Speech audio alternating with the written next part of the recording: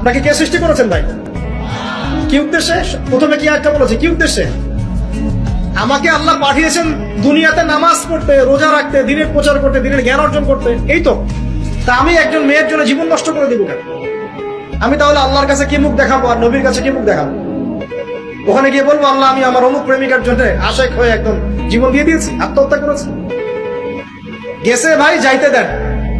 যে ব্যক্তি আপনার অবস্থানকে মূল্যায়ন করে নাই সে আপনার যোগ্য ছিল না।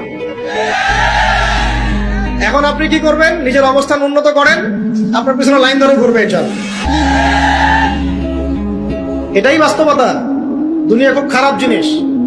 মানুষ মানুষের অবস্থানকে মূল্যায়ন করে, মানুষ মানুষের অবস্থানকে মূল্যায়ন করে, কিন্তু আল্লাহ রাব্বুল আলামিন আপনাকে সর্বাবস্থায় ভালোবাসেন। আলহামদুলিল্লাহ। এই যে আমরা এখন অনেক পাপ করছি না, আল্লাহ কি আমাদেরকে আযাব দিয়ে ধ্বংস করে দিয়েছে?